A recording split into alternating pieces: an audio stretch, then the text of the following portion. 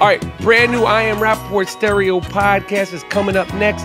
Me and G Moody are going to talk more NBA Finals. A guy almost died by getting bit by a snake that he had decapitated. Starbucks is raising their prices.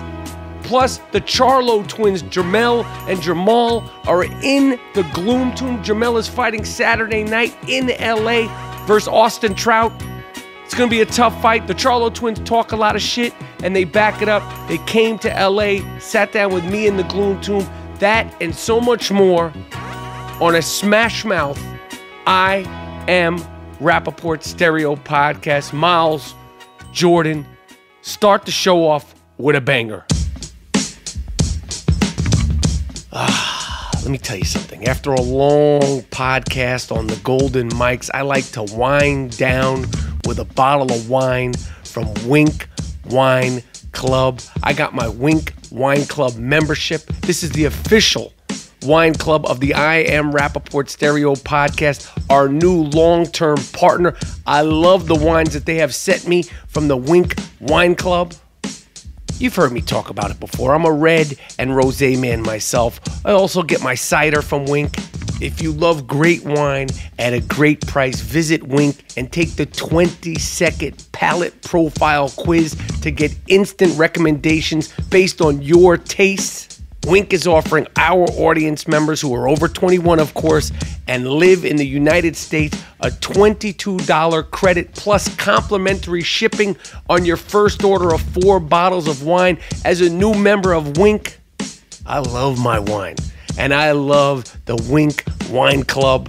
The wine is delicious, and it comes right to my door. So when I want it, it's there. Go to trywink.com/dingo. That's trywink.com, trywinc.com/dingo. Wine makes everything taste and feel better. Go to trywink.com/dingo.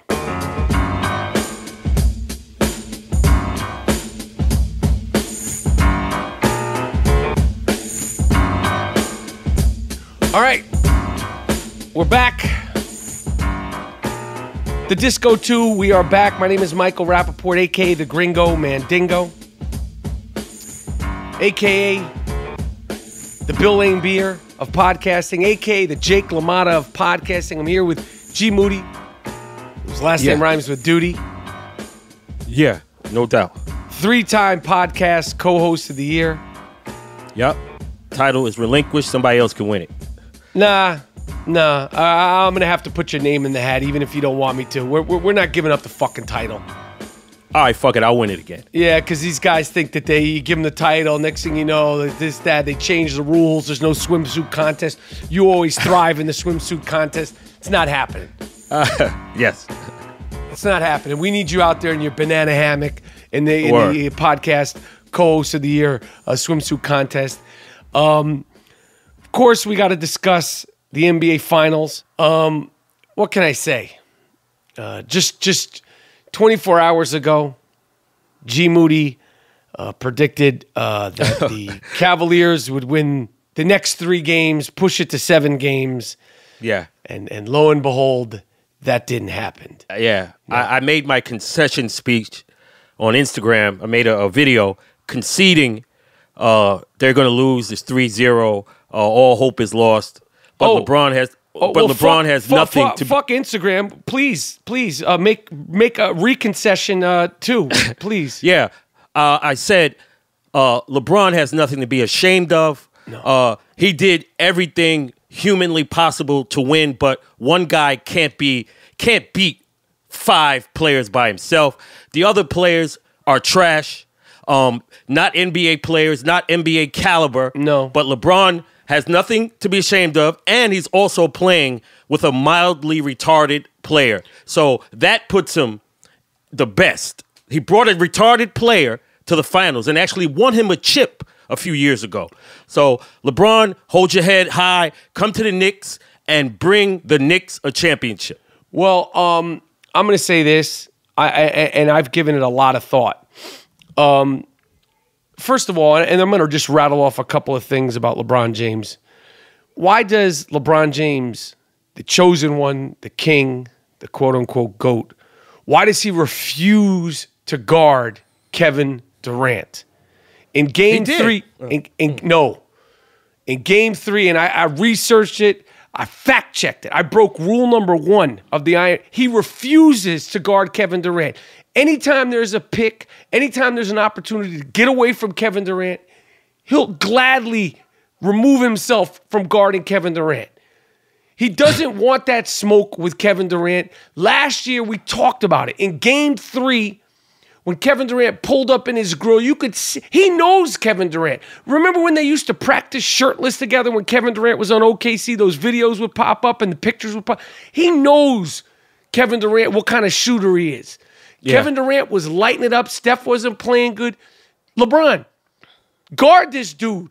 Just like Kevin Durant in the last 2 games, game 2 and 3, he stepped up to the challenge. Just like JaVale McGee stepped up to the challenge. Yeah, he beat JaVale. He threw it off the backboard out of desperation, caught it, made the highlight reel. It means nothing. That's number 1. Guard Kevin Durant. You really you're really on this guy, Kevin Durant, a guy who went to an 80-win team that didn't need him. And for me, all the championships you win, B, should have an asterisk because you went to a team that didn't need you for less money. That is the ultimate sucker shit. Oh, so of course you're going to win. Don't count his pockets, dude, because he's making money hand over fist. And those dudes in Silicon Valley are making so much money. I said something about that. That's real. I said something about that months ago. That whole thing, like they're hooked up in Silicon Valley. They're hooked up in Silicon Valley. Check this out. Let me pose this question to you. All right. Because you said this a couple of weeks ago. You said LeBron. You said LeBron's going to leave, and he's either going to go to Philly or Houston, and he's going to win the chip again. Yeah. Why? Why leave? Why not stay? Let me answer it. I'll gladly answer that. He came back to his city, not for no Dan Gilbert. He loves Ohio. He brought them a championship. They never had nothing. So the work is complete. Now, he can't be Michael Jordan. He can't go 6. He can't eclipse him. But he could go to other franchises and win championships like that. There's no guarantee with LeBron winning a championship. What'd you say? I said there is no guarantee LeBron James winning a championship. It depends on the team he goes to. It depends on the team he goes to. But look at the chaos that he brings. The chaos. What? To what? You bring his the economy, fucking balloons. Everybody gets good money. The city is Cleveland. That's in Cleveland. Miami didn't need him for the economy. I'm saying this. It's all but certain that LeBron is either going to go to Los Angeles, Philly, or Houston. To do what? To win a championship. At this point, and because of him, at this not point, anyone else, he's living in he's living in the same version of banging his head against the wall that Russell Westbrook is living in. Nah, he's banging his head against the wall. And check this out. It was his decision to get rid of little Isaiah Thomas. It was his decision to get rid of Jay Crowder. It was his decision to let D Wade go. It was his decision to clear the roster. He makes all the shots. He makes the decision. That's a fact. Listen, everybody knows that. Little Tattoo had to go. Why? Little Tattoo, you don't think Little Tattoo would win him some games versus the Golden State Warriors? No. Who the fucking Little Tattoo guard? We're talking about the playoffs, B. Yo, he can guard that guy. He could guard Steph Curry. Out of the game. He could guard Steph Curry. He could also put up 40 for you just like he did in Boston. I'm saying, this is my thing about LeBron James. The more I look at it, I don't think, listen, he's a pass-first dude, and he knows he makes the right plays, but even J.R. Smith and the other day, Rodney Hood was like, it's a lot of pressure playing around LeBron James, and we made jokes about it, but I don't think he brings out the best in his teammates. He got these dudes wearing suits. He got Rodney Hoods on the bench pouting. J.R. Smith doesn't know what the fuck is going on. He's trading dudes in the middle of the season. He brings in Kendrick Perkins to be like his fucking goon. Sit the fuck down, Kendrick Perkins. Why is he even on the team? He doesn't bring the that's crazy statement you talking, man. Yo, why did Isaiah and D Wade leave? You don't think Isaiah Thomas and D Wade would be helpful right now? D-Wade wanted to go back to Miami. Yeah, but there's a reason why. If that's his man, 50 grand, like, yo, come rock with me and win this championship. Here's another thing. D-Wade openly said this over and over and over. When he was in Miami and LeBron came there, I sacrificed. I sacrificed for the betterment of the team. It's a team game. If you want to watch one-on-one sports, watch Michael Phelps swim. Watch Rafael Nadal. Go watch some fucking ping pong. There's plenty of one. This is a team sport. What are you talking about? Yo, so he's a chucker? No, yo, I'm saying he's not bringing out the best in his teammates. Get the fuck. What game are you watching? How is he bringing out the best in his teammates? These guys are scared to make a mistake around him. I'll tell you. Yo, this dude puts them guys in the positions to make the shots. Now, Michael Jordan wouldn't pass because he has that different style of basketball. Wait, you can't compare the two. Let me fucking make the point. Then you could go back. Yo, you said he don't make these guys better. What the fuck else he got to do? He's doing everything. He's making passes. He's rebounding. These guys cannot score, and you blame it on him. But what if he was a fucking chucker and just shooting ill-advised shots? Yo, then what would you say? He's looking like a chucker. He's starting to look like a chucker. He just barreling his way to the rim. He's down 3-zip. He got to average. He got to hit 100. Just like the great Rod Strickland said on the premium episode, listen, guys, I don't want you living in FOMO. But I'm gonna wave the little carrot in front of you. You should have subscriptions to premium.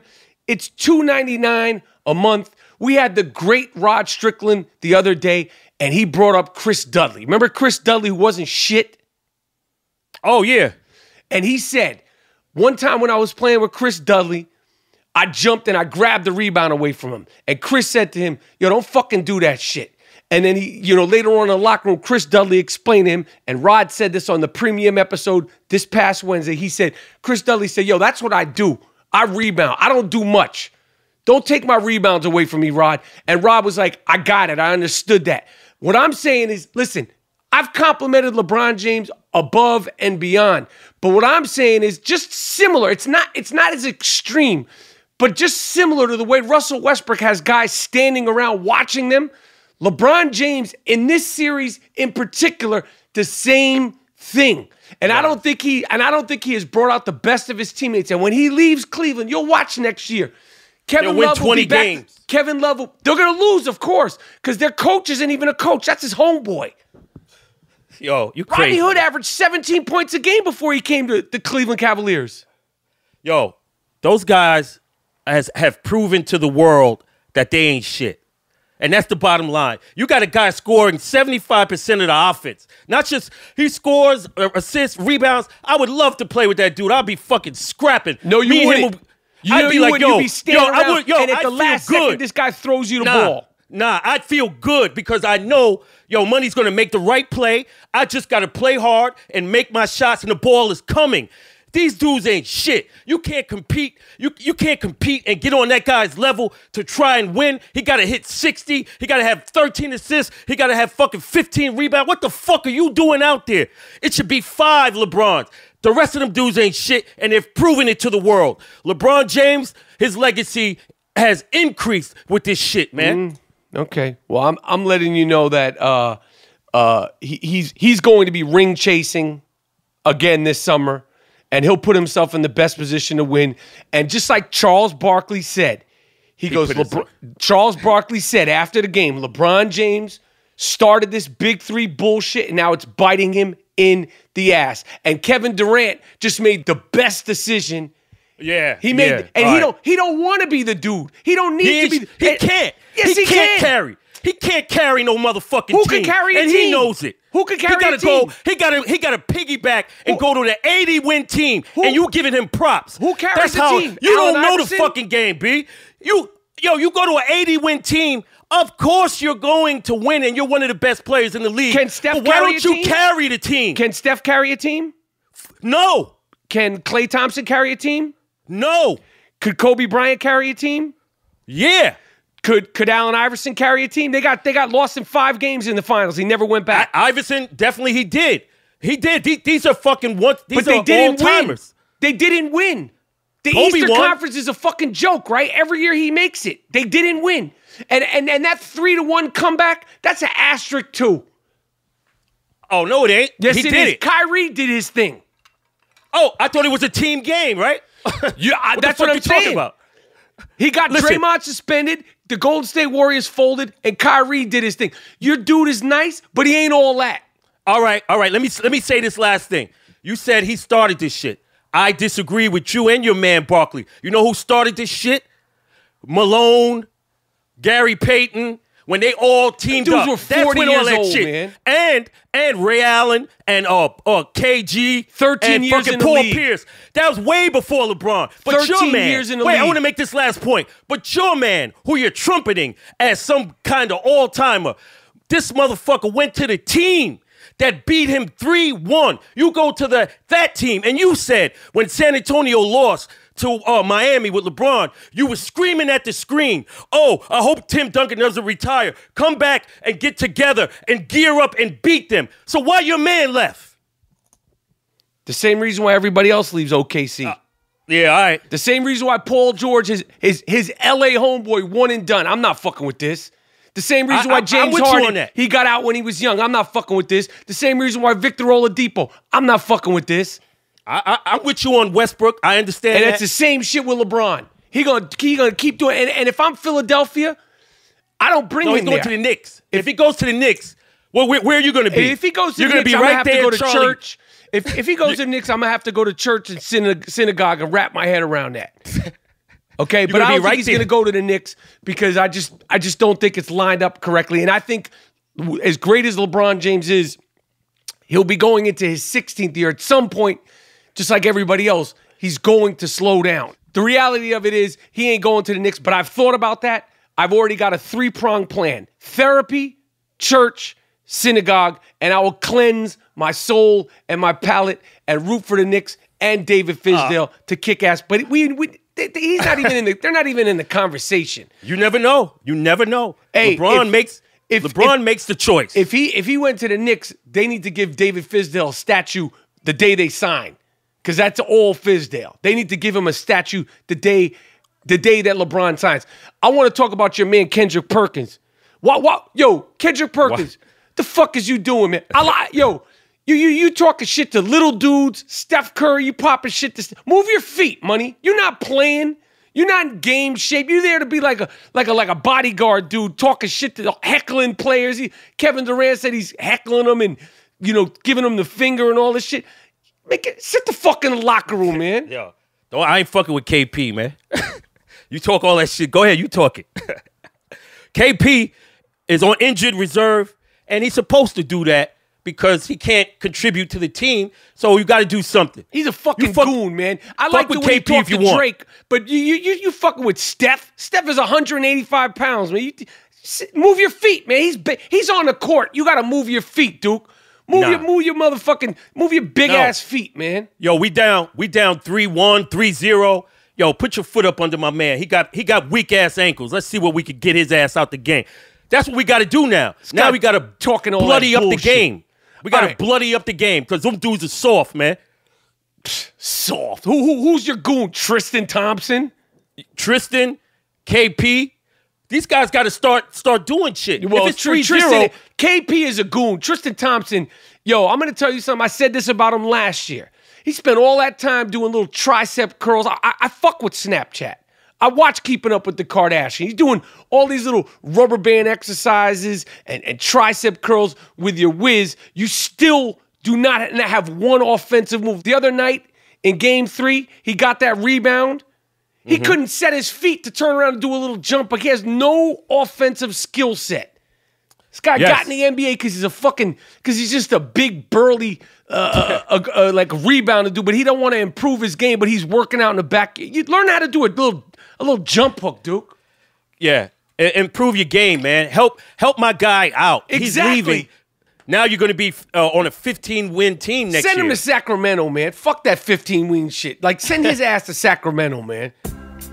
One of my favorite football players, primarily because of his name, speaking of Cleveland, re-signed with the Cleveland Browns, our guy Duke Johnson. Obviously, anybody named Duke Johnson, we're going to get love. Yeah. And Cleveland, the Cleveland Browns, I suspect they'll improve 4 games, maybe 5 games this year. But I want to give a shout out to our guy Duke Johnson. I've always been a fan of him, just because his name is Duke. And Julian Edelman, friend of the I Am Rapaport Stereo podcast. It's very documented. It's very well documented how much me, G Moody, the Dust Brothers as well, Miles and Jordan, we can't stand the Patriots, but we fuck with Julian Edelman. Yeah. Somebody out there trying to throw salt in his name. He might be up for possible suspension. We don't know if it's true. We don't know if it's not true. But we fuck with you no matter what. We fuck with Julian Edelman. First of all, I call him Jewish Julian Edelman. Second of all, he came and did one of the best podcasts we've ever been a part of. And how could you hate on Julian Edelman? He just tore his whole shit. Maybe he had a little fish, and they did a little test, and the fish gave, like, he had some bacteria in the fish. Let Julian live. Yeah, I don't believe none of that shit. J.E., keep doing your thing. We like Suge Knight said, we riding with you. And Ian Rapaport, yo, watch your motherfucking mouth. Keep Julian Edelman's name out your mouth, Duke. Right. Let him do his time and come back and catch them footballs, man. Yeah, we need to retest the test they gave him. Ian Rapaport and all these insiders, keep Julian Edelman's name out your motherfucking mouth, Duke. I wanted to do a follow-up to something you discussed the other day. We've discussed this a bunch since people talked about it happening. Now it's actually happening. And the other day, Moody, you brought this up. Sex with robots. There was an article written the other day. The downsides. The downsides of sex with robots. Yeah. I didn't need to read the article because if you don't know the downside of having a sex with a robot, then the fact that you could catch a disease and the fact that you could burn your dick from having sex with a robot, you deserve it. Yeah. They're saying that these having sex with robots, a $15,000 robot, by the way. Mm-hmm. Imagine you're so whacked out of your fucking mind. You're so socially isolated. You're so socially dysfunctional that you need to spend 15 grand on a robot that you could freak off with. Like I mean, this is so far out, but people are getting STIs and it's also causing people to it's normalizing sexual deviancy because you could do and of course say anything you want to a robot. And then when you get in the real world, you think shit is sweet. Shit ain't sweet. Shit is sweet in your bedroom with your little robot. When you go out in the real world, you can't talk to people that way. Yo, social misfits. Yo, they got 100 grand ones, man. It's bugged out. I don't know what kind of industry that is, but it's very lucrative. And like I said before, what if you had a stable of them and you set up a little shop? I don't see why you shouldn't. Right. I don't see why you shouldn't. That's a good business. Yep. They're not human beings. It's like a rent-a-car business. It's like Avis. Yeah. Like, yo, you come in here, you got tall ones, short ones, fat ones, Spanish ones with fat ass, ones with flat asses, whatever you're into, blondes, redheads. We got the whole thing. This one's Brazilian. What do you mean? Hey, look at her. She's Brazilian. You can say anything. These guys are so nuts and desperate and lonely that you got to go to Avis, rent a robot? Skeet freaks. And then it cause these people to be sexual deviants. Yeah. You're already a sexual deviant if you're fucking with the robot. That's not from the robot. Infections. You get infections. You get an infection for fucking with a robot. Good. Yo, these dudes be tearing them robots up, man. It's been a hell of a year for Starbucks. Oh, yeah. What happened? Yeah. Tell me about this. Well, now, just the other day, Starbucks raised its price of its coffee across many of its stores throughout the United States. The standard coffee has rose in price a few cents. You know, it's cents, but you know, people, you know, they get used to something being a certain amount. People are in an uproar. Starbucks released a statement saying that it had nothing to do with the fact that they did the sensitivity training, because that costs money to do the sensitivity training. Yeah, I think it has to do with the cleaning supplies that they're needing for the bathrooms. Yeah, of course, man. It like I said before, let's all sit back and watch the decline. This is the start of it. Prices go up, racial sensitivity galas. You've shot, and Howard Schultz has jumped ship, right? He's gone. He took his billions and he left. Yeah, he knows what's happening. He knows what's going to happen. They shot themselves in their foot. They painted themselves in the corner, and you can't get out of it now. So watch it decline. Sadly, it'll be gone. And Twitter, you know, people went on Twitter to complain. At Michelle J. Hill, she said, "Why did my tall regular morning coffee go up 10%? No one at the store seems to know. It's what the register rings up. The Grande Venti regular didn't go up. Zero notice of." They didn't have to tell you. It's just like zero notice of price increase. Yo, make your shit at home. She said, hashtag unacceptable. Don't go anymore. Hey, yeah, that's right. And it's going to be a protest now for everything. Yeah, protest because your coffee went up 10 cents, 20 cents. No doubt. Yo, did you hear? You remember you spoke about Kanye went to Wyoming, like for a Wyoming Ranch. Yes. For his listening party. The owners said this guy was one of the worst guys they've ever had to deal with. It was the most confusing event that they ever held. The ranch had a policy that the music gets cut at 10 p.m. The guy started it at 9:30 p.m. And there was also a policy that it had to be at 80 decibels, and they played it at 120 decibels, right? Yep, of course. And the ranch said they will have no more rappers. Good job, Kanye. You ruined it for everybody, you fuck. Yeah, and they said we will have other events with good music. You see, when you go and misrepresent hip-hop music and hip-hop culture, you fuck it up for everybody. And I'm going to give an exclusive to the I Am Rapaport Stereo podcast fans here. Somehow, some way, I don't know how, because, you know, he's releasing another album. I believe it's him and Kid Cudi, who I'm not a big fan of. I don't dislike his music. I just know that one song, Day and Night. I know some people swear by him. But I don't really fuck with him, but I don't have a problem with him. Right.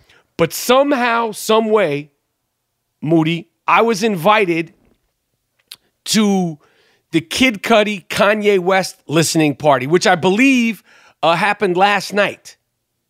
Oh, did you go? Hell no, I wasn't going to that shit. And you have to go. Well, the reason why I didn't go was because a few reasons. Number one, how did we know it's not a setup? How did they know, like, yo, get Rapaport at this next thing and all the freaks are going to try to jump me? All the guys with the dyed hair and all that shit, they're going to try to jump me with their fucking Yeezy sneakers. Number one. Yeah. Number two, I said that if I went to one of these things, I was going to be the dude that I'm not going to be bobbing my head like shit is sweet. So you ain't supposed to. Yeah, I hear you. If I know the music is not for me, why am I going to go to this? We need you to go there to critique it. He wants people there because, you know, they all going to be like, oh, he's the greatest. He's better than Earth, Wind, and Fire. But you should be there in the back playing the wall and be like, and writing notes. Give us the real deal. This shit is whack. You know, that's what we need you there for. Hip-hop needs you to be there. Fuck. Yeah, I was just like, yo, man, why am I going to go if I know I don't even fuck with Kid Cudi? Kanye's record was, I know motherfuckers aren't still rocking with that. Shout out to the official political correspondent, Eli Lake. Me and him been arguing all week. He says he still likes this record. I said, yo, you lost your fucking mind. Or maybe he's jet lagged or something. Yeah, Eli's bugging. But I made an executive decision not to go. I mean, maybe you and me should have went. Yo, I want to go to one of those things, and I want to just listen. I want to be, fucking objective. Like, yo, this is his new music. I want to see, check mark, is it funky? DJ, is the turntables rocking? Is the rhymes on point? That's my standard. So I can judge it like that. Well, maybe we'll go to the next one. But I got an invite, and it had all, like, the details, and you know, the non-disclosure and all this shit. And I was like, I ain't going to this shit, man. Yeah. It's not. Oh, yo, a man after your own heart. Yes, I know where you're going. I want to give this guy the Colitis Rookie of the Year. Oh, I don't know who this is. I thought you were going something else. I call him Dog Man, the Public Defecator. This guy got caught, you know, taking a crap. He was doing it all fucking month. People just couldn't understand, yo, who the fuck is doing this? And leaving the shit there with the toilet paper and everything. So they set up a camera, and this is in Australia. Caught him. And come to be, it was a corporate executive, Andrew McIntosh, was outed as the public defecator. And my only thing is, you told me about colitis and what. My only thing is, yo, clean that shit up, man. You can shit wherever you want. Nobody has to know. But to leave the tissue there is the ultimate disrespect. You saying, fuck y'all. So that's where the problem is. And to keep doing it day after day and not clean it up. Because if you clean it up, nobody know that you were there. But to do that is spiteful and fuck you. So nobody has sympathy for your colitis, because why would you leave that there? Why do that? What's my man's name? Matthew? Andrew McIntosh, the Colitis Rookie of the Year. Andrew Mac, listen, man, hold your head. All right, I understand what you were doing, okay? But you didn't listen to me. You must not be a subscriber. You need to get that 3-point position. You would have been good. They had you on infrared cameras, and now they caught you, and now they shamed you. You're a savage. You're an animal, and you're a rookie, man. Shout out to Donovan Mitchell. Friend of the I Am Rapaport Stereo podcast, was just named NBA Rookie of the Year by the NBA Players Association.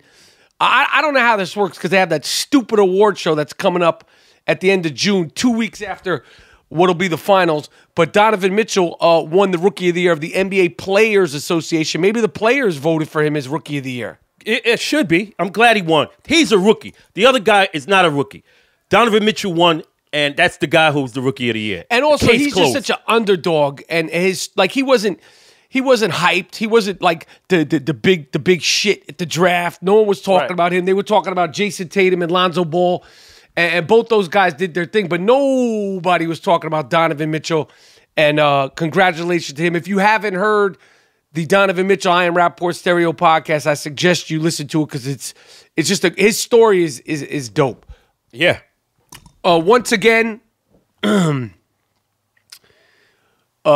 reason why I don't mess with animals, I don't mess with coyotes, I don't mess with stray cats. I will tend to a dog if I could get my hands on it, but I don't like wild animals. A guy in Texas had a rattlesnake in his garden. He got a knife, cut the fucking rattlesnake's head off, thought everything was over, went to go clean it up, was getting rid of the rattlesnake, and the decapitated head, just the head, detached head of a rattlesnake bit this motherfucker. Huge dose of venom got in him.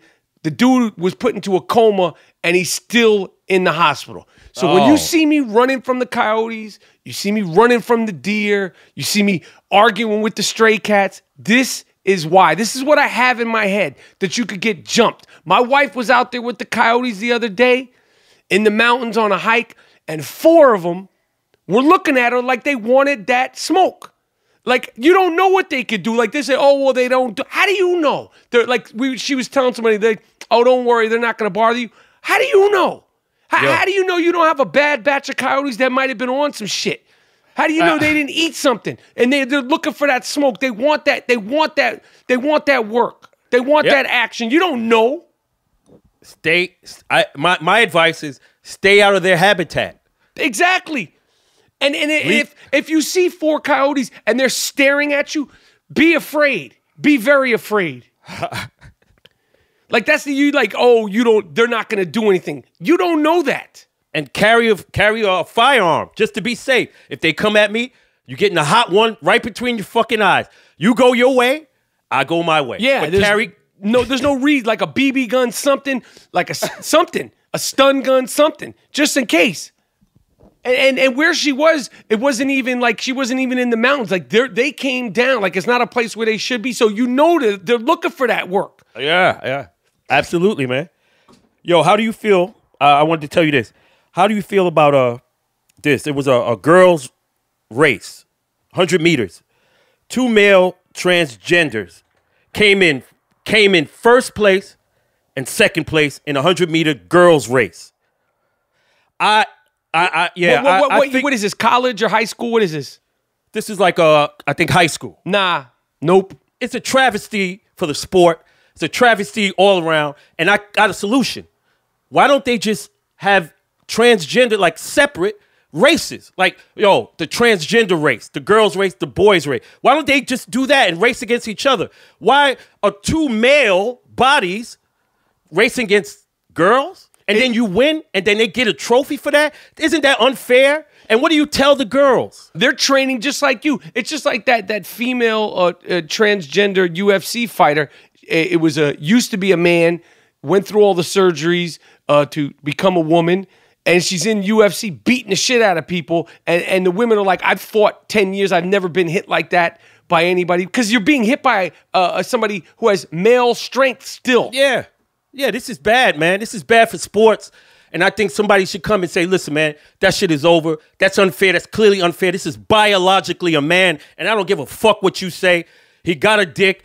This is a man. I know how he feels. You said he feels like, so we got to have a separate shit for them. Point blank.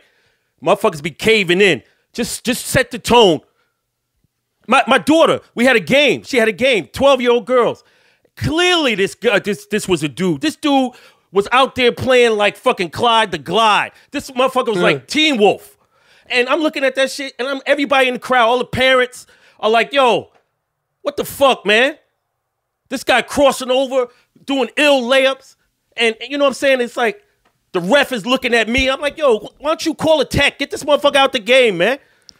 Fucking young Dr. J's out there. Yeah. Whack, man. All right. It's time.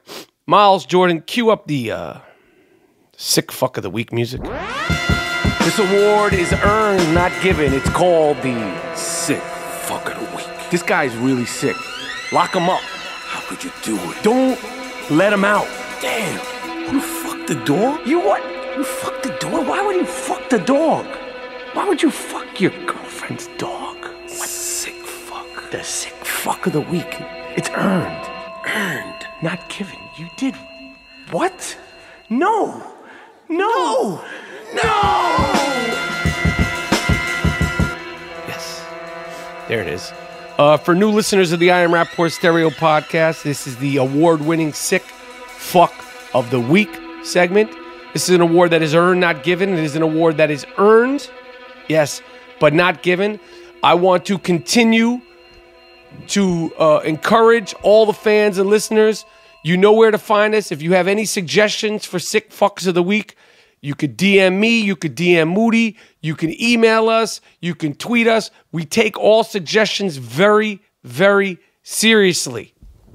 In China, and there's video of it. It's terrible. A 3-month-old puppy was being dragged by its owner on camera. Like somebody was seeing it. They were like on one of these like places when you're like high up, and like if you're at the top of the World Trade Center and they have like where you could see at the bottom. The puppy was confused, didn't know what the fuck was going on. This piece of shit dragged the puppy all across the place. It's on video. Scared the shit out of the puppy, dragging it for like hundreds of feet. The puppy's like terrified. Terrified. And he's doing it. People were like, stop, pick it up. Dude, like a little puppy that you could put in your... But this animal wanted to drag the puppy. You want to drag the puppy? We drag you. Congratulations. You sick fuck you. Oh. Pick the puppy up, you lazy piece of shit. Yo, that is bananas, man. But I got something else. Oh, go ahead. Oh, you got one? Yeah. This shit is crazy. We got a depraved sick fuck. This teen, Jordan Carter, had a sleepover with his friend. His friend goes to sleep. Jordan creeps out of the room, goes into his mom's room, and says, "What's good?" He tries to have relations with his friend's mom in the room. So he jumps on her and tries to, have sexual relations with her. She punches him in the face. Cops are called. I think this guy's like 15. He's now in jail. Jordan Carter. Imagine you had a sleepover and your friend try to hit your mom's. Yo. And the mom punched him in the face.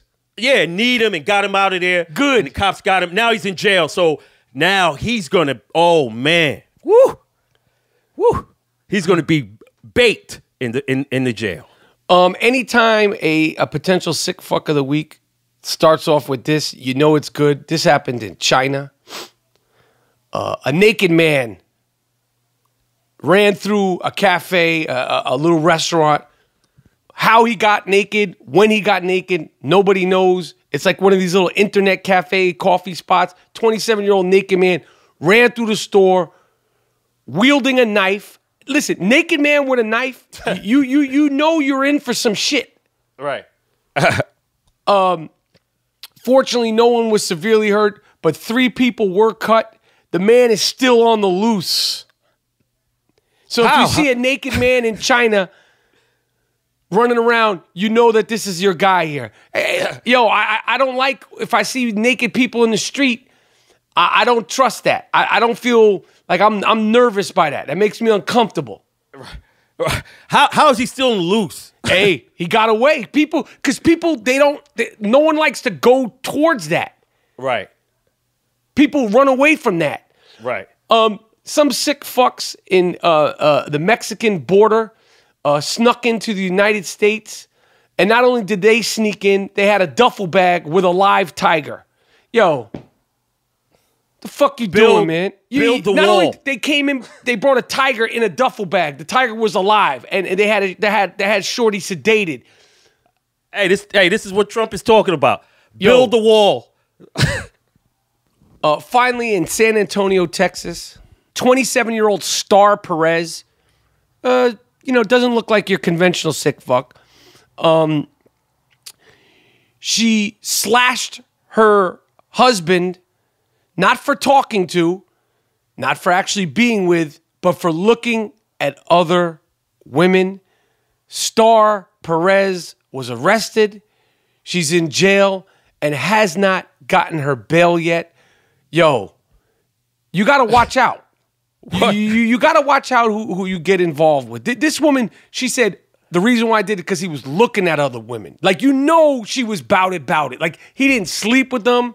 He didn't whistle at him. He's like, yo, I don't even want you looking at other chicks. Oh, man. That is a crazy person. And when you get in a relationship like that, you just feel, oh, my God. That's like you with Jack Nicholson. You're in The Shining. Yeah. Don't look. That's when you just run away. Like, yo, I'm out. Just like, yo, this is a person I shouldn't have got involved with, and goodbye. Moody, I wanted to ask you one question before we get to the Charlo twins. Will you be watching Game 4 with a broom? No. Like I said, I was in a bar here. I'm going to go back to that same bar I went to in Lakewood. No broom, and I don't think LeBron is going to win. But let's say they beat them 4 games, Rap. What's going to happen? What are you going to do? Nothing. I have nothing to say. I don't think that's going to happen. The likelihood of that happening, of course, but I think it's over. Is there any reason why you don't want to watch the game with a broom? Because I think LeBron will hit 70 and they will win. All right. Well, I have a variety of brooms I'm going to be watching the game with. I was so close to getting on a plane and heading out to Cleveland, but the schedule was too tight for me to do it. But I was really close. I predict LeBron benches himself with 7 minutes to go in the fourth quarter and waves the flag. And I will be watching the game. You know where to find me. I will be celebrating. I wish Undisputed with Skip and Shannon came on Saturdays, because after I get through with you, Moody, I need to find my man Shannon Sharp, because I'm going for him next. He's acting like he's part of the Cavaliers because I'm going after him next. Yo, Shay, my man Shay, he likes Cavs just like me.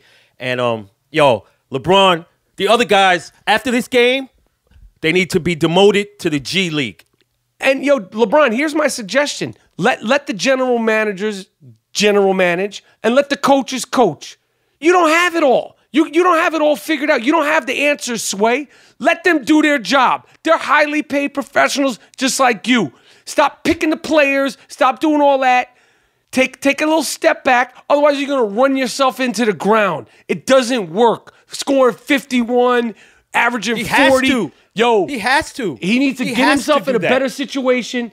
He deserves better. Your man deserves better. And the only way he's going to do that if he starts letting other people be involved. Listen. Okay. It's the I Am Rapaport Stereo Podcast. Stay tuned. Coming up next, both of the Charlo twins live from the Gloom Tomb in Los Angeles. All right, the I Am Rapaport Stereo Podcast World Tour is picking back up this summer. July 26th, me and G Moody, last name rhymes with duty, will be in Toronto, Ontario at Danforth Music Hall at 8 p.m. We will be back in New York City August 4th at the Gramercy Theater. Saturday, August 18th in Houston, Texas at the Warehouse Live Ballroom. Wednesday, August 22nd in Philadelphia, Pennsylvania at Union Transfer. And Saturday, August 25th in Boston at the Wilbur Theater. The I Am Rapaport Stereo Podcast World Tour is going down this summer. You can get tickets at IamRapaportTour.com. Me, G Moody, whose last name rhymes with duty, and you know there's going to be special guests along the way. We kick things off July 26th in Toronto, Ontario at Danforth Music Hall, 8 p.m. Canada. Here we come. All right, I'm happy to have the Charlo twins face-to-face because last time I had you guys on the phone, pre-fight, Jermall was getting ready to fight, but yeah. Jermall. Yep. Jermell. Yep. Mel. That's the easiest way. Yeah. All right. So last time I talked to you, you were getting ready to fight in Brooklyn. Now, you don't look like twins now. Like, you look like you're a guy who's like a fighter who's like, I don't know. Like, I'm normally always bigger than my twin, but... just naturally, naturally, I'm a little, you know, carry a couple pounds. Listen, you just kicked ass. Yeah.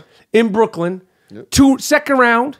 I was right here on this couch in front of this TV going, that's my fucking guy. That's my fucking guy. So that win, I mean, I know you guys respect your opponents, but it was a relatively easy fight.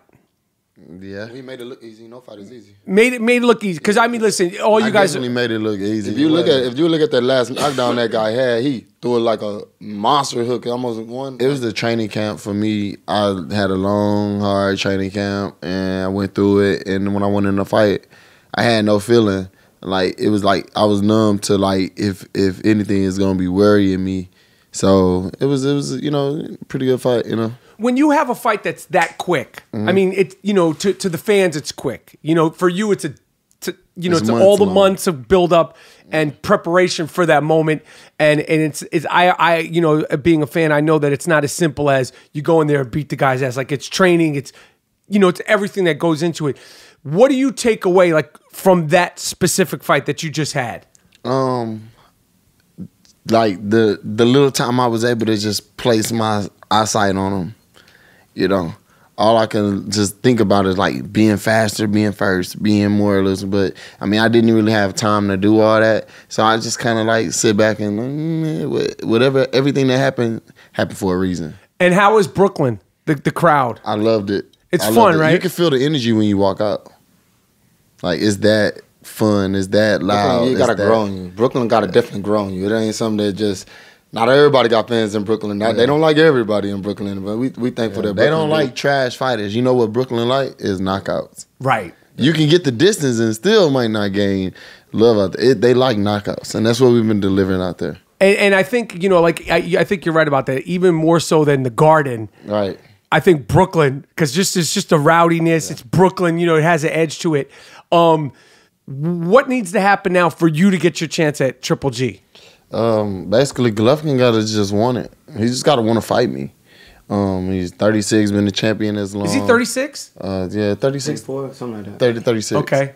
So like he's 36 now. He's had his opportunity, you know, to reign for this long, and I mean, Golovkin had everything in his favor. So like as of right now, for me to get the actual fight with him, Abel has to want to fight. And what does it come down to? Is it the promoters? Is it the venue? Because there's so much bullshit with boxing. Yeah. I mean, it seems like when I was talking to Wilder, like, you know, like this one and that one, and then this person gets in the way, and then there's a Showtime, and there's HBO, and Bob Arum, and fucking Don King, and there's always these roadblocks, and it's like you fight, you get in shape, and then it's like you got to wait 16 months to fight again, and like I would feel like you'd want to like keep going, keep fighting, stay in shape. If I can stay active, a lot more active, I'll be a lot more like fresher, a lot more like know what's going on when it's, you know, time to really just get in there and fight. But like I said, you know, Golovkin gotta want to fight me. Abel gotta want to fight me. Their whole camp gotta want to fight me. I'm open for the fight, but I'm not gonna like have my hopes up all on it, like, because if it don't happen, I'm gonna be let down. What is the timeline where you be like, well, fuck it, he's not going to fight me. We got to set up the next fight. Like, is it June? Like, when do you sort of like give it the end? Him and Canelo have been having some talks about something in September. I'm gonna probably fight like in August, so I'll be ready for the end of the year. Whatever happened at the end of the year, I'm ready for it. If I get that call, if I you know, next the year after. But I'm gonna hold my ground. I'm gonna stay in my position, and I'm gonna just stay ready to fight him. Now, since you want Golovkin, if Canelo and Triple G do get it together, are you like, I want Triple G to win because you want that train to keep going for you? You know what I'm saying? I mean, you know, Securing the belt at the weight division. We'll say it again. So I say securing the belt at the weight division was important for us. For me, it's definitely about getting the belts. Canelo don't have the belts, so I'm aiming at Golovkin first. Once I beat Golovkin, then I'll have no choice but to get Canelo's and Jacobs and all those type of fights gonna approach me. I won't have to run after the fights like looking like I don't know my worth because I'm running after these fights trying to get a fight. And they're not trying to fight me, so I'm making myself look like even bad because I'm thirsting for another fight that I really can do without or do with it. So, I got you. You get what I'm saying? Like I can build my legacy, but my legacy will have more power if I fight Golovkin. I got you. You're getting ready to fight the 9th, June 9th. This guy has been eating cheeseburgers since he won, as he should. Okay, I'm just gonna call it as. Hey, listen, if I just kicked some guy's ass in Brooklyn and got paid, I have a couple of fucking cheeseburgers, and I didn't kick anybody's ass. And I had a fucking cheeseburger today. I don't like cheeseburgers. Or what have you been eating then, man? Because you look fucking sick. Great, good, fantastic. You earned the right to eat the fucking steak. I'm just saying. Bits, he crazy with all of it. I got it. So where are you at, like with your training? I'm in phenomenal shape. Okay, I've been training since my brother was getting ready for his fight. So I knew that June 9th would feel amazing to me. You know, I'm getting my friends to walk me out in the ring. Who's coming? You know, I got Chris Brown who created a song. So we're gonna use that to walk out. We also got, you know, it's gonna be a lot of superstars there. But LA is second home to me, so this is big for me. You know, so I've been in preparation long before then. And the best feeling that I got is that I have a crib here, and it's like, you know, something for me. My brother gonna be there. You know, he get to finally be sitting back watching me do what I gotta do again. And so we continue to bring on a legacy. Now I'm fighting Austin Trout. He another guy that's like, you know, another guy that come to fight. He a dog, he a warrior, but I'm a champion, I'm a twin, I'm a different animal. And he told me that he gonna shut down the Charlo show. So it's too much buzz going on. And that's just a lot of little formal inside hate. Whenever a fighter really saying something like, I'm gonna shut this down and I'm gonna shut that down, that has a lot to do with, you know, them seeing that these guys are popular, these guys are popping, and you know, so at the end of the day, he focused on the wrong thing. You know, as you guys, you know, blow up and, you know, the brand of the Charlo twins as a brand, do you find that like there's more like, you know, haters and resentment, and they're like, we want to kick, if they're fighting you, they want to kick both their asses. You know what I mean? Like fighting you, they want to kick both their asses. Like, are you finding that? Like when Trout says he wants to shut the Charlo twin showdown? Yeah, that's just like, you know, at the end of the day, I don't know if he hating what his for, but all he did was just open up another can, you know, I call it a can of whoop ass, you know. Okay. So, and we gonna make sure that he understand that this show ain't gonna get shut down. And we want to continue. Basically, when you tell me something like that, you saying, I'm coming to mess up their careers, I'm kind of ruin what they got going, and they buzzing all that. We want the world to know who we are. We want to be the best fighters out right now. You know, we want everybody in the fans and the boxing fans to like and respect us and join in with us, you know. And so if you're going to come being Mr. Austin Trout and you want to shut it down, or you want to be Mr. Triple G and shut it down, you got to fight it, though. Yeah, it's going to put up a fight for it. So thank you. You lit up another fire, you know, another burner on the stove. And so be careful what you touch, you know, and so that's what he did. What kind of fighter is Trout? Like, obviously, I know you guys, you respect your opponents. What kind of fighter is he? To me, he's more of he's a high rate, you know, boxer. So he throws a lot of punches. He not necessarily he has 17 knockouts, but that could have been at the build up his career. Right. But you know, going into this fight, I don't believe Trout coming in there like, oh, I'm finna knock out one of the Charlo twins, because that's a rude awakening, you know. And so he might be on, I gotta outpoint him or he gonna be on something like that. So if he lasts, it is what it is, you know. What is the apex of training in terms of like, what is the most intense day? Walk me through your most intense day through this training process. Like literally, like what time do you wake up? Like walk me through the whole process. Yeah, so like I normally wake up about 7:20, 7:19 every morning. And 7:19? Like literally. Do you set the alarm for 7:19? Not at all. I just wake up like that, even when I'm out of camp.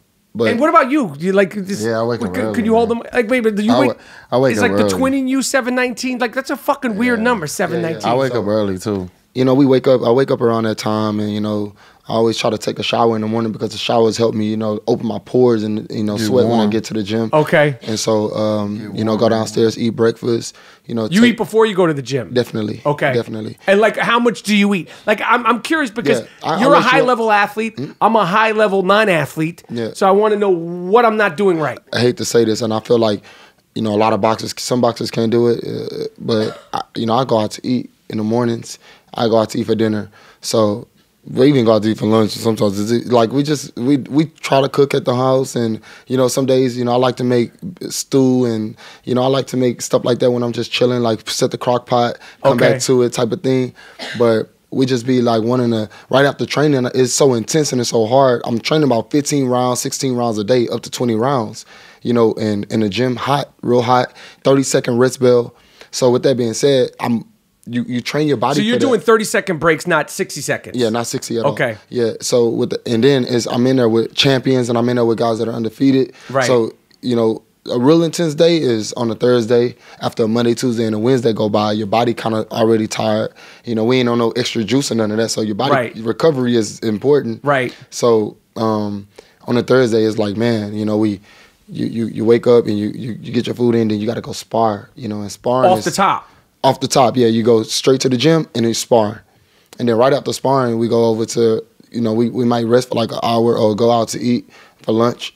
And if we don't go out to eat for breakfast, we'll go out to eat for lunch. Okay. And then we'll, you know, sit there for like an hour. About 6 o'clock come, I'll be sitting there waiting to go to strict conditioning, where I train at SMU, and I'll do run out. Yeah, it's intense, more intense workouts. And by the time I look, a lot of work. Sky going down, you know. And those workouts are what? Because those like weightlifting. It could be calisthenics. It could be things like, you know, running the track, miles, putting in miles at the, you know, trails. Right. My brother, he loves trails. He'll let all his friends ride bikes, and he be the one running.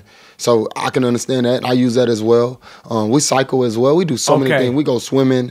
We both have saunas in our house, and I got a basketball court. So you know, we just try to, you know, stay active throughout the day. And when you finally look up, it's time to go back to sleep. So that's how our camp goes. The whole day gone. Yeah. So you know, your guys, you know, like you guys talk shit. You're out. The ladies love you. You're out in the clubs and all that stuff. How do you right now stay focused? You're in LA. This is like fucking. How old are you guys? 27. 27 years old. Yeah.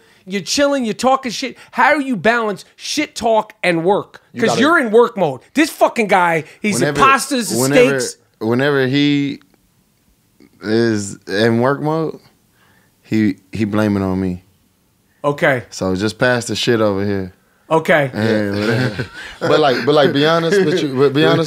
It's so hard. It's just like we just live our normal life. We young. We want to live our normal life, and we run to mistakes. We know what's right and we know what's wrong. I got you. And so it's not like we sitting over here trying to, be perfect and live like, oh, we boxers. Them the guys that make the mistakes. Evander Holyfield was a guy. Eventually, he used to sneak out the house and go to have sex or something. We ain't really with all that. Even though he put it in. Evander. Yeah. How many fucking kids does Evander have? No. Is he in the teens? I think so. He up there, but I remember talking. He with putting him. that work in. I remember talking with him, and he was telling me and my brother personally, like that. What happened was he had to, his mom never really let him go out and let him do things, and when he did, he got a chance to sneak out. It was so super fun for him. But unfortunately, with us, we the adults, and we are the team. I got you. Yeah, we know what's right and what's wrong. You don't need to be pushed to stay on top of Absolutely your not. stuff. We really hungry for the sport. We really want to be the best. We want to feed our family. We want to continue to feed our family. I got you. Do what we got to do. What did you think of the Broner fight? You watched it. You were, I don't know where you. Yeah, we both watched it. Because we talked about like that whole when we were on the phone. I go watch it, the Tekashi thing, and and it's like I like shit talking, but Broner I felt like lost that fight. At best, it was a draw, and I mean. Like at the end of the fight, to be so like, listen, I think you have to respect your opponent. And at the end of that fight, like I don't think he showed any respect at all. Like at least dap up and then talk shit. I mean, he disrespected himself more with all the cursing and the unprofessionalism. Yeah. He just, Broner just don't do a good job. Calling the dude a homosexual in the ring and all that kind of stuff. Was that what he was doing? Yeah. I mean, he told him, me and you gay, like, right. we ain't gonna do it again. Like, right. I don't know if you remember that, but that's just Broner. I mean, I guess now, the people have gotten to a point where they're just gonna accept him for who he is, and I guess that's what you want the world to do. But you ain't getting that out the Charlo twins. Eventually, he'll get into a fight where it's either he got to let it go or he gonna. Because he come back to boxing saying he's making changes, this and that, but now he's taking it too far. I think he do that to promote the fight. Yeah, but as well, this promoting and then like I get promoting and fighting and ignorance, and then and it's also like I just thought it was a bad look, and on a good night, and that was a good fight. So, do you guys train together? Like whenever we can, when we he's in Houston or if I'm in LA or Dallas or anywhere where we're both training, we work out together like intense. I'm the fast twin. He's the country twin. Like he break horses and stuff like that. He the fast twin. I'm the strong twin. No, not in that situation. I mean, in a situation like the urban life, like the downtown. Yeah, the fast life, and I like an acre. Yeah. I got you. Yeah. So that's the difference between. That's really the difference. So between you fucking love Los Angeles, and you're more like, let's go back home. Yeah. I'm in Texas. He really to go back home. Like he got a flight before mine. I got you. Yeah. And so, have you guys ever sparred? Like, yeah. But like, is it sparring? Like, you don't go full out. Like, it's more like work, right? I would like being there sparring and beating his ass and then he get mad. He beat your ass? Nah. I mean, I don't want my brother hitting me hard. You can hit them other dudes hard. You work with me. See, in boxing, you got to know when to turn it up. You got to know when to turn it down. So when he's trying to turn up. Yeah, not on me. He ain't doing that on me. But right. we haven't sparred so when long. I'm trying to turn up, he gets mad. Like I said, so we don't might spar. Hit him hard so that part we done sparring with each other. Like it's a wrap. We'll never fight each other. Never spar each other. Because I got a bad attitude. He got a bad. Oh, you want to hit me hard? Boom, boom. Then we'll just break our fight. I would fucking pay to see that. We'll be in a ring. Not a real fight, but just the sparring. Yeah, we'll wrestle on the floor. Like yeah. We ended up like that. We don't want to do that no more. It happens though. You said you guys like basketball, and what is your takeaway? I mean, we talk about like greatness. I talk the most shit about LeBron James. He's leaving me no room. Like I'm run out of things to say. Yeah. Have you ever seen anything like this? In just like the domination of a sport, this motherfucker, a beast. He running his team right now, and they doing an awesome job to me. I mean, for him to be able to control, he is a coach and a player right now. The whole and the GM. Yeah, he's the point guard, the center. He's selling the popcorn. That's what's going to make him better. Yeah, I mean, that's what make him better than a lot of players. You can do it. I mean, what you like about LeBron? I see you be at his neck. The thing that I don't like about LeBron, it's a good. I like when I'm interviewing people asking questions. The thing that I don't like about is all the shenanigans. I don't like it all started with the big three shit. with like the D Wade, Chris Bosh team, and then after all the bullshit that went on down there, after they got their asses beat by San Antonio, instead of re-upping, they beat your ass one time, you beat their ass one time, you go back to Cleveland. He did, yeah. Like, and I think that I think by him doing that, the rest of the league, you know, well, we're gonna get together, and I'm like, fuck that shit. Like, I think that was the dopest thing, though. I mean, but it made it political, though. It made the NBA a lot more political than it should be. That's why the Golden State now, they got their big three. But they drafted that three, and then Kevin came afterwards. Like, those dudes were like Draymond and these guys, like even Steph and Clay. Like, but it's always been that way. It's all the NBA has always been about putting a massive team together. You know, it's all that's what team sports are. But I don't like the friends and family shit. Like, I don't like the banana boat shit. It's been different. It's been different now that like Kevin Durant and Curry and all those guys got together, you know, Wade and LeBron. I mean, everybody started doing LeBron, I feel like, is in a little bit of trouble because he has to get a real solid team. The controversy that have happened, we talked about the 40-40 club incident. You guys explained that.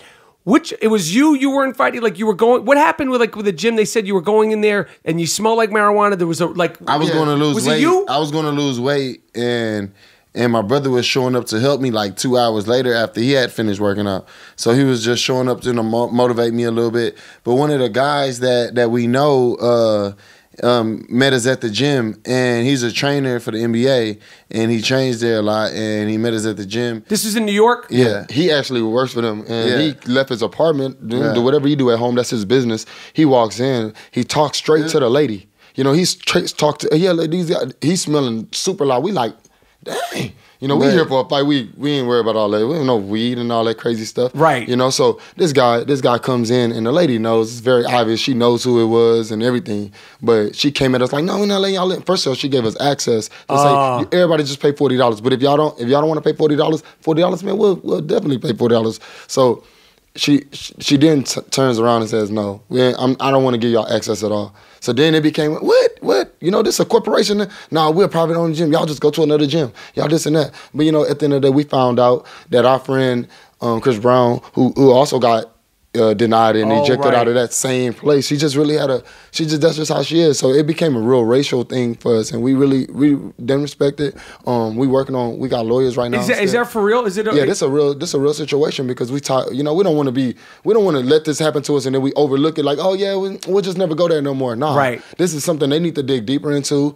They need to take this in front of a judge. She needs to be fired. The company needs to dig deeper into who they're hiring as that stuff. Starbucks did it. Starbucks respected it and shut down their store for one day and taught them classes. And I believe that this lady and their staff, they need to go back over it. She also had that's not the only. You can go back and look. This is not the only discrimination case against this company.